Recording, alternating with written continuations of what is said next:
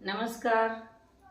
आज हम ये जो जीवन कुंडली है इसके 12 भावों के बारे में चर्चा करेंगे। ये 12 भाव बेसिकली क्या हैं? ये हमारे जीवन के 12 कॉन्टेस्ट हैं, 12 संदर्भ हैं। इन्हीं 12 संदर्भों में हमारा जीवन बटा हुआ है। उसे हम कैसे समझेंगे? तो ये पहला बॉक्स है, ये दूसरा बॉक्स, तीसरा बॉक्स, चौथा बॉक्स, पांचवा बॉक्स, छठा बॉक्स, सातवां बॉक्स, आठवां बॉक्स, नौवां बॉक्स, 10वां बॉक्स, 11वां बॉक्स और 12वां बॉक्स। अब इन बॉक्सों से हम क्या देखते हैं? तो पहला बॉक्स जो है ये बताता है हमारी अभिव्यक्ति को, हमारी एक्चुअलाइजेशन को बताता है, हमारी जो है पहचान को बताता है, हम कैसे अपने आप को अपीयर करेंगे, ये पहला घर दिखाता है।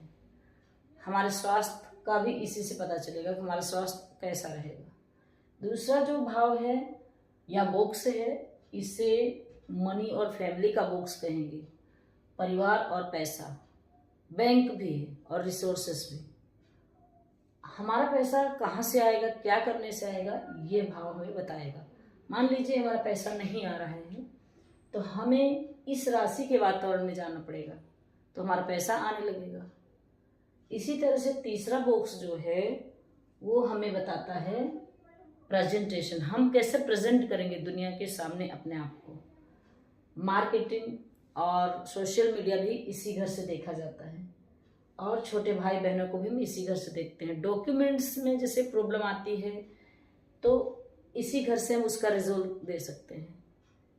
चौथा घर है हमारी माता का, हमारे मानसिक सुख का, हमारे घर और हमारी बिल्डिंग्स और हमारी गाड़ी और इनिशियल एजुकेशन जैसे कि प्रारंभिक शिक्षा का भी यही घर है। यदि हमें कोई प्रॉब्लम आ रही इस घर के कॉन्टेस्ट में तो हम इसी घर से उसका रिजल्ट पाएंगे। पांचवा घर जो है हमारी पहली संतान का है, हमारी पसंद का है, हमारे इंटरटेनमेंट का है और हमारे ज्ञान का भी है। और हम जो किसी को सॉल्यूशन देंगे या हमें कोई सॉल्यूशन देगा, इसी भाव से हमें पता चलेगा। छठा भाव जो है रोग, रिपु और ऋण का है। रोग, रिपु और ऋण मतलब हम जैसे रोगी की देखभाल कौन करता है तो डॉक्टर को भी हम इसी भाव से देखेंगे, लॉयर को इसी भाव से देखेंगे और फाइनेंसर को भी इसी भाव से देखेंगे। ये हमारी सर्विसेज का है, मतलब हम किसी को क्या सेवा देंगे जिसके एवज में हमें पैसा मिलेगा, वो भी यही घर है। ये सातवां घर जो है हमारे सामने का संसार है, कोई भी जिससे हम रोज इंटरेक्ट करते हैं, हमारी डेली इनकम का है, हमारे लाइफ पार्टनर और बिजनेस पार्टनर का भी है। यदि हमारे वैवाहिक जीवन में कोई प्रॉब्लम आ रहा है तो हम इसी घर से उसे देखेंगे। आठवां घर है पीड़ा का, फैक्ट्री का और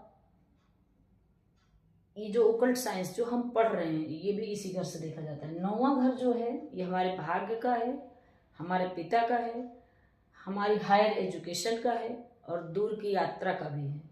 यदि हमारा भाग्य साथ नहीं दे रहा है तो इस घर की राशि के वातावरण में हम जाएंगे तो हमारा भाग्य साथ देने लगेगा। 10वां घर जो है ये हमारे कामकाज का है, सरकार का है, पॉलिटिक्स का है और टॉप पोजीशन का है और ऑल ओवर हमारे जो कर्म करते हैं हम उसका है। अगर कामकाज में कोई प्रॉब्लम आ रही है तो हम इस घर में जो राशि है उसके वातावरण में चले जाएंगे तो हमारा कामकाज चलने लगेगा। 11वां घर जो है हमारे बड़े भाई बहन का है, हमारे मित्रों का है, हमारे लाभ का है। जो हम लाभ प्राप्त करेंगे वो इसी घर से देखेंगे। इस घर की राशि को देखकर या हमें इस घर के लॉर्ड को देखकर हमें पता चलेगा क्या करने से हमें लाभ प्राप्त होगा। 12वां घर जो है ये विदेश यात्रा है, जेल यात्रा है और हॉस्पिटल की यात्रा भी है और खर्चा भी है और इन्वेस्टमेंट भी है। तो ये 12 जो बॉक्स हैं ये 12 जीवन के संदर्भ हैं हमारे, इन्हीं में हम सब कुछ करते हैं।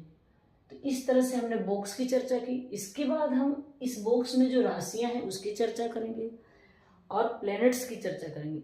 बॉक्स, राशि और प्लैनेट्स मिलकर किस तरह से हमें एक रिजल्ट देते हैं उसकी हम चर्चा करेंगे। हमारा ये कोर्स 15 मार्च से शुरू हो रहा है, आप इसको ज्वाइन करें। बहुत ही कम मूल्य में ये कोर्स होने जा रहा है। तो नमस्कार।